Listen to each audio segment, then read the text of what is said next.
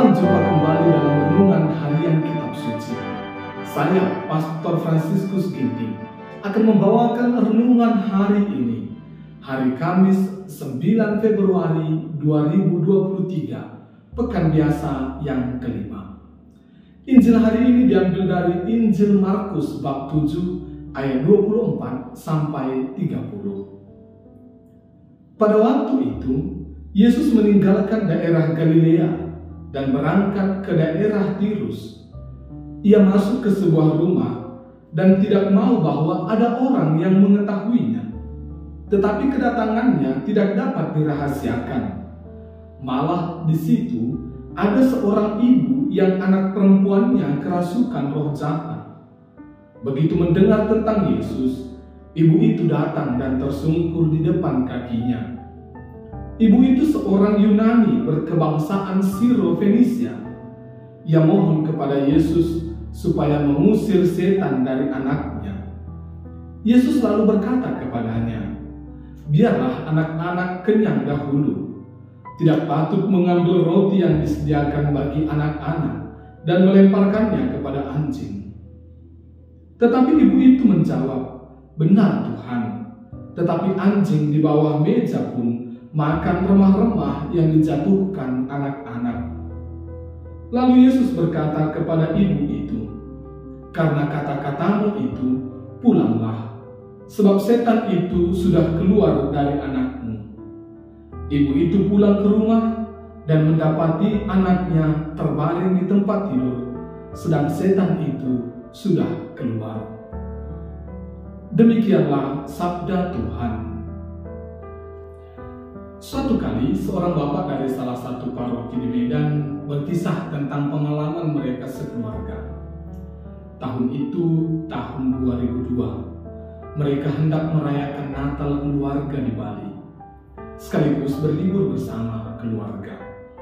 Rencana ini sudah dipersiapkan dengan matang, dan jauh sebelum hari H sudah dibicarakan bersama anggota keluarga. Serta dalam perencanaan itu, mereka tetap berdoa supaya rencana itu diberkati oleh Tuhan. Karena perayaan Natal kali ini diisi sekaligus dengan liburan keluarga, maka mereka berencana untuk berangkat dari Medan dengan mengendarai mobil. Menjelang keberangkatan, si ibu mempunyai kegiatan yang tidak bisa ditunda, sehingga tidak bisa juga ikut bersama dengan mereka seperjalanan. Maka si bapak bersama dengan seorang putranya berangkat dengan mobil terlebih dahulu. Si ibu akan menyusul dengan kapal laut dan direncanakan akan mengumpul di Jakarta untuk bersama ke Bali. Dalam perjalanan menuju Jakarta, di daerah Palembang, terjadi pengalihan arus lalu lintas karena ada perbaikan jalan.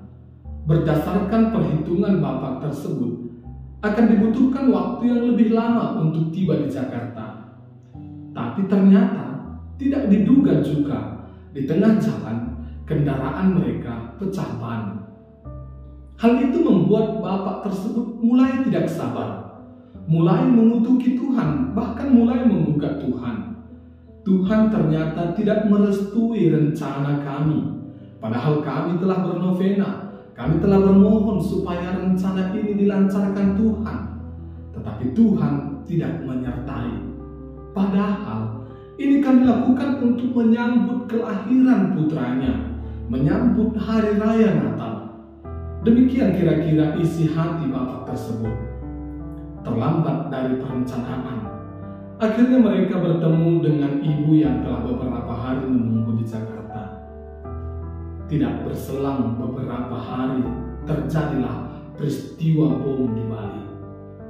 Seandainya mereka tiba di sana sesuai rencana, maka, kata bapak tadi, kami tidak tahu apa yang akan terjadi.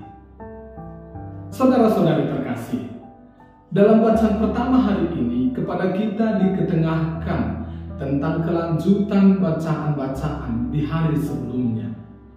Pada hari ini, Allah telah menciptakan penolong bagi manusia dan memberi nama bagi penolong-penolong itu. Akan tetapi, Allah melihat tidak ada penolong penolong yang sepadan dengan yang telah diciptakannya.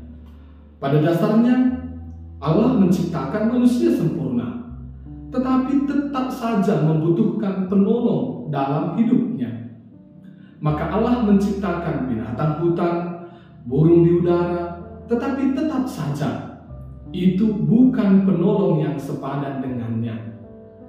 Allah kemudian menciptakan Hawa dari tulang rusuk Adam dan menjadikannya sebagai penolong yang sepadan.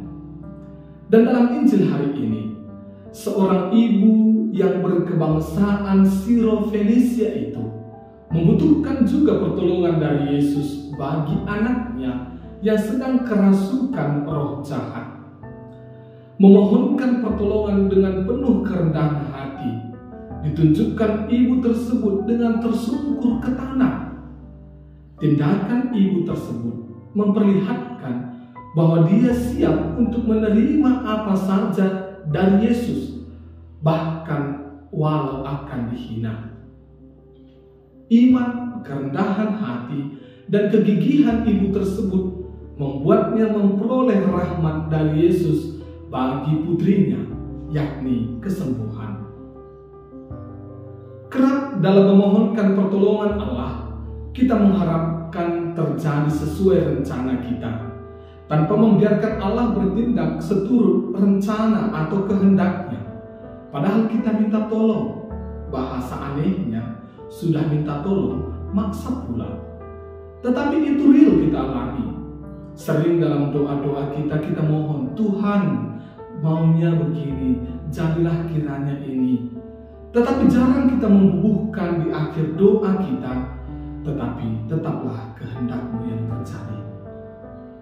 Bapa dalam cerita di atas membutuhkan pertolongan agar rencananya merayakan Natal dapat berlangsung dengan baik. Tetapi Yesus memberikan pertolongannya dengan cara yang berbeda, yakni keselamatan bagi mereka sekeluarga. Allah telah menciptakan penolong yang sepadan bagi manusia, maka Allah juga pasti akan memberikan pertolongan yang sepadan dengan kebutuhan kita manusia. Percayalah, Allah pasti menolong. Tuhan memberkati.